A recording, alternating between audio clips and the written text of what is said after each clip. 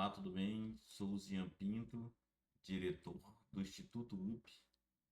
Sou mestre pela Universidade Federal do Amapá, graduado em Direito, em Administração, cientista militar, formado pela Academia Militar das Agulhas Negras, né, a AMAN.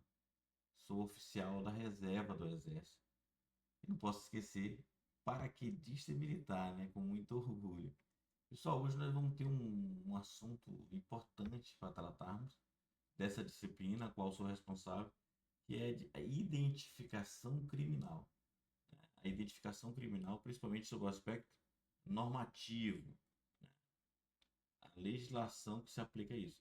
Então você sabe que lá na Constituição Federal estabelece no seu artigo 5º os direitos individuais e fala lá que o civilmente identificado não será sujeito à identificação criminal. Isso está escrito na Constituição. Olha só, o civilmente identificado não será sujeito à identificação criminal. Isso aqui ele fala, salvo nas hipóteses previstas em lei. Então veja bem, quando a pessoa se identifica com a identidade, né, apresentou a identidade civil, né, apresentou ali o título de eleitor que está identificando ela, apresentou uma carteira profissional, por exemplo, uma carteira do CREA, né, do Conselho de Medicina, alguma coisa. A pessoa, a partir daquele momento, ela está civilmente identificada.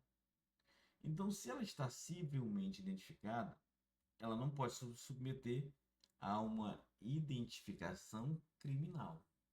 Então, essa é a norma geral. Só que a Constituição falou, salvo hipóteses previstas em lei. E aí é que vem essa lei aqui. Nós estamos falando aqui da lei, né, que dispõe sobre identificação criminal. Então, olha só, qual é a lei? Isso é importantíssimo. É a Lei 12.037, certo? A lei que trata da identificação criminal. Para você que vai fazer concurso público para a área de perícia, né, que quer se tornar aí um perito criminal federal, né, um perito criminal oficial, ganhando ali ó, um dos maiores salários do servidor público, você precisa dominar essa legislação, tá? Precisa dominar plenamente essa legislação aqui. Então veja bem, a Lei 12.037, ela dispõe sobre a identificação criminal do civilmente identificado, certo? Regulamentando lá o artigo 5º, né? Porque lá no artigo 5º ele fala que o civilmente identificado não se submete à identificação criminal, salvo em hipótese prevista em lei. E aqui nós vamos estudar essas hipóteses, tranquilo? Então aqui, ó, primeira coisa, o civilmente identificado não será submetido à identificação criminal. Repetir o texto da Constituição, salvo nos casos previstos nesta lei, porque é esta lei que veio tratar desse assunto, regulamentar isso. Antes de nós adentrarmos na identificação criminal, a gente tem que saber o que é o civilmente identificado, né? Quando é que acontece a identificação civil? Aí aqui diz o artigo 2º, ó, a identificação civil ela é atestada por qualquer dos seguintes documentos. Por qualquer dos seguintes documentos. Identidade. Ó. Se a pessoa apresentar a identidade, pronto, ela está civilmente identificada. Se a pessoa apresentar uma carteira de trabalho, ela está civilmente identificada. Se a pessoa apresentar uma carteira profissional, uma carteira profissional, pessoal, uma carteira, por exemplo, da OAB, é uma carteira profissional de advogado, uma carteira do engenheiro, né, do CREA, desses órgãos, são carteiras profissionais. Se a pessoa apresentou essa carteira profissional, ela está civilmente identificada. A carteira militar, né? Eu lembro quando eu era cadete do Exército, né, cadete ali estudando na AMAN ainda, a gente recebia uma carteira de identificação de cadete muito bonita, né? Que você tinha uma foto ali com um espadinho, um uniforme especial do Exército. E aí era muito maneiro, porque eu gostava de apresentar em todos os lugares, né? Até hoje não pedia, o cadete sai apresentando. Mas veja, aquela carteira de cadete ali, Era uma carteira de identificação profissional. E aí ela realmente me tornava civilmente identificado. Então eu não podia ser submetido à identificação criminal, né? Lógico, nós vamos ver as hipóteses aqui de exceção. O passaporte é um documento, né, que ao ser apresentado, ele ali também identifica civilmente a pessoa. Aqui, as carteiras de identificação funcional, né? Então, a carteira de juiz, a carteira de promotor, a carteira ali de um analista, né, de um técnico judiciário, de um delegado da Polícia Civil, né? Isso aí tudo são carteiras de identificação funcional, né? E aqui, ó, outro documento que permite a identificação do indiciado. Então, às vezes, pessoal, olha só, às vezes a pessoa tem uma documentação que ela não é nenhuma identidade, né? Porém, ela representa, é um documento público. Por exemplo, a pessoa apresenta lá um boletim do Exército, que traz ali o seu CPF, sua função, tudo mais, de maneira que a autoridade pública, de frente com aquele diário oficial, com aquele boletim, ou de outros documentos oficiais públicos aí, consiga localizar a pessoa e identificar ela, realmente esse cidadão aqui. Então, é, qualquer documento público que permita identificar a pessoa individualmente está, de certa forma, né, a identificando civilmente. Ponto. Aqui diz o seguinte, ó. Para a finalidade dessa lei, equipara seu documento de identificação civil os documentos de identificação militar. Eu já tinha citado, né? Mas nos documentos de identificação militar, carteira de identidade militar ali do soldado, do sargento, quer queira da Polícia Militar, quer do Exército Brasileiro ou de outras forças, né? Estarão ali também civilmente identificados, tá?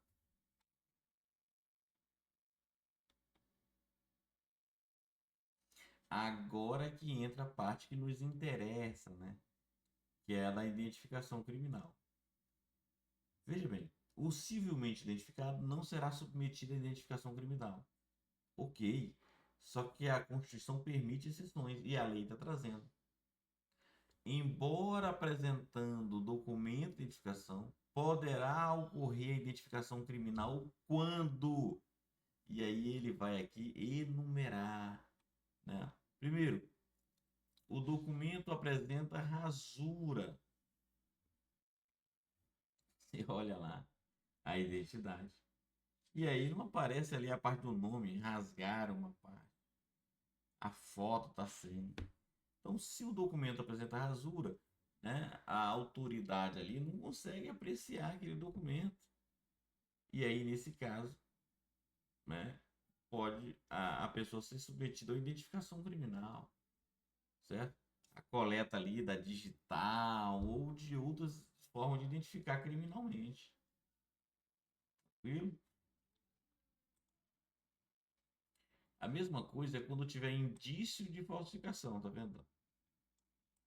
O documento apresentado ele for insuficiente para identificar cabalmente o indiciado. A pessoa apresentou um documento, né?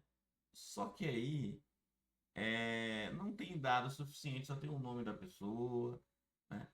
Veja bem, você, João Carlos Pereira, se você colocar lá no banco de dados da Receita, vai aparecer vários João Carlos Pereira, né? É possível ter várias pessoas com o mesmo nome no Brasil. Nós temos um país aí, né, com uma quantidade, a população muito grande. O que você não vai encontrar é outro Uziano, né? Só tem eu no Brasil, não tem nenhum outro. Aí, no meu caso, só com o nome eu consigo me identificar. Outro exemplo, o indiciado portar documento de identidade distinto, com informações conflitantes entre si. A pessoa, ela tem uma carteira ali, aí ela saca uma identidade que o nome dela está dizendo João Carlos Pereira. E aí ela tem uma carteira de trabalho escrita João Mendonça Júnior, né? Aí outra, Felipe, pô, aí tá de brincadeira, né? Aí não tem como fazer a identificação. Porque se você tem mais de um documento ali conflitando os dados, aí, meu irmão, você entrou numa área perigosa ali, né? Uma área perigosa. E com certeza vai precisar de uma identificação maior, né? Nesse caso, é permitido a identificação criminal. Olha, a identificação criminal foi essencial às investigações policiais. Então veja bem, esse caso aqui não está ligado a nenhum dos casos anteriores. É o seguinte, ó, o juiz, né, a autoridade judiciária, um juiz, um tribunal, ela realmente achou que essa identificação é importante. E aí, como essa identificação é importante, né, a autoridade judiciária decidiu aí, ó, pela identificação criminal. Lembrando que, nesse caso, só com ordem, né, do Poder Judiciário.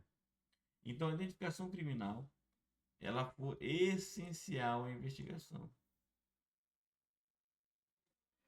Segundo o despacho da autoridade judiciária, que decidirá de ofício ou mediante representação da autoridade policial, do Ministério Público ou da Defesa. Você entendeu isso aí? Você só pode, você só pode fazer uma identificação criminal nas hipóteses que não sejam as anteriores, alegando que aquela identificação ela é essencial à investigação policial, se houver ordem do juiz, né? Se houver ordem do Poder Judiciário. E aí, essa ordem do Poder Judiciário ela pode sair de ofício, ou seja, o próprio juiz decidiu, analisou, achou coerente e pediu. Ela pode vir de provocação, o Ministério Público solicitou essa ordem judicial, né? E aí o Poder Judiciário atendeu. Ou a autoridade policial, né? O delegado, acha que aquela identificação é muito importante. E aí ele pede para o juiz vai lá e permite. Aí nesse caso, você vai ter uma identificação criminal que tem como justificativa o fato de ser essencial à investigação policial. Tranquilo? Outro caso aqui, ó. Quando constar de registros policiais o uso de outros nomes. Então a pessoa, né, ela tá lá, apresentou lá um documento dizendo que o nome dela é João Paulo. Só que aquela pessoa, ela já foi retida outras vezes ali, né? E nas vezes anteriores ela apresentou outro nome. Estava no banco de dados da polícia, o nome Pedro. E agora ela se apresenta como José. Então também, né, é um caso, veja, que não está batendo, né? E aí, nesse caso, a pessoa está sim sujeita a identificação criminal, caso necessário. O estado de conservação ou a distância temporal ou da localidade de expedição do documento apresentado impossibilita a completa identificação dos caracteres essenciais. A pessoa tirou uma identidade quando ela tinha 14 anos de idade e agora ela tem 70, 60. Você concorda que não tem nem como fazer uma identificação facial mais? Não tem como olhar os traços, não tem como identificar, né? Então, veja, isso aí nós estamos falando da distância temporal. Mas também tem aquela questão seguinte, ó. É um documento que, por exemplo, pertence a um banco de dados de uma cidade no interior do Mato Grosso do Sul e que a autoridade policial investigando, em Belém, por exemplo, tenha dificuldade de acessar esse banco de dados dessa cidade para poder confirmar. E aí, nesse caso aí, também pode ser necessário para assegurar, né, para trazer segurança, a identificação criminal.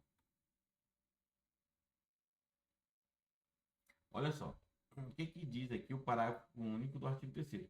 As cópias do documento apresentado deverão ser juntadas ao auto do inquérito.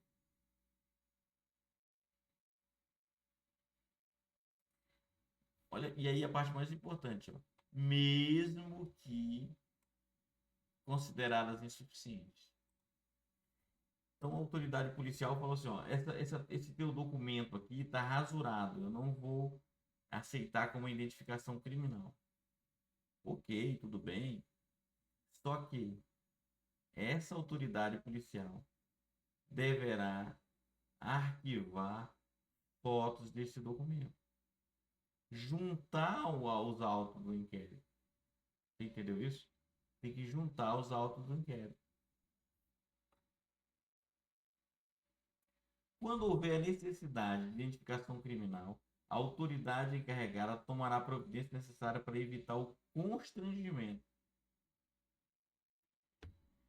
Pessoal, em aula própria, nós vamos tratar da identificação, como é que acontece a identificação criminal, né?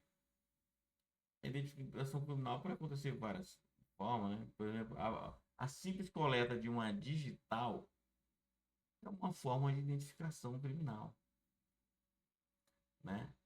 Tem várias maneiras de você fazer a identificação de uma pessoa, viu? Então veja bem, o que não pode acontecer é a pessoa ser levada ao constrangimento.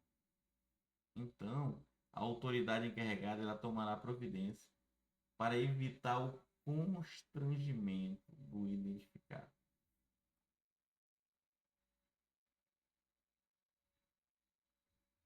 Outra coisa, pessoal, a identificação ela incluirá o processo datiloscópico e o fotográfico, que serão juntadas aos autos da comunicação da prisão em flagrante ou de inquérito ou outra forma de investigação. Então veja bem, aqui a legislação está exigindo, no mínimo, a identificação datiloscópica e a fotográfica, né? Está muito acostumado com a fotográfica, né? Quando a pessoa ela segura ali uma plaquinha onde tem os dados dela, a informação, o número de registro da passagem dela e ela tira aquela foto. Pá!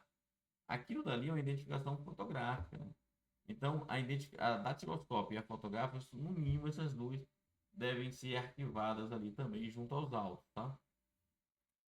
As informações genéticas contidas nos bancos de dados de perfis genéticos não poderão revelar traços somáticos ou comportamentais das pessoas, exceto a determinação genética de gênero. Então, veja, aqui trata-se da proteção de informações genéticas. Ué, a polícia só cabe à autoridade policial identificar a pessoa. Ponto. Só identificar a pessoa. Ponto. Então, a lei vem aqui e permite o uso de informações genéticas somente até a identificação da pessoa, né? Então, não permite, por exemplo, revelar os traços somáticos, não permite revelar traços comportamentais da pessoa, negativo. Essas análises aí mais aprofundadas não é permitido. O que é permitido é apenas a determinação genética de gênero. Tranquilo?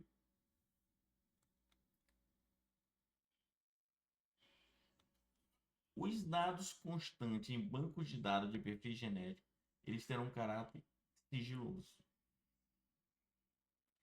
Então veja bem, se você tem ali um banco de dados com informações, com informações, né, com proteção, não pode qualquer pessoa ter acesso, né? Então, se não pode qualquer pessoa ter acesso, tem que haver ali uma forma de autenticidade para que a pessoa acesse aquele banco de dados. Ou seja, a autoridade que vai ter acesso àquela informação é uma autoridade que tem uma senha específica, se os dados forem, por exemplo, digitalizados, informatizados. Certo? Por quê? Porque tem um sigilo, uma proteção dada pela lei. Tranquilo? As informações obtidas a partir de coincidência de perfil genético deverão ser consignadas em laudo pericial, firmada por perito oficial devidamente habilitado. Então, sempre que houver coincidência de perfil genético, é necessário a lavratura de um laudo pericial. E aí é qualquer perito que vai poder fazer um laudo de coincidência de perfil genético? Não, né? Será um perito que tem habilitação nessa área, né? Uma habilitação, uma área específica. E aí a autoridade ali ela vai fazer uma requisição, né, desses peritos. Tranquilo, pessoal? Então, com isto, nós paramos por aqui no nosso primeiro encontro sobre a identificação criminal e o estudo dessa lei muito importante para a área principalmente de perícia, né? De perícia, de investigação. Então, ficamos por aqui. Um abraço e até a próxima.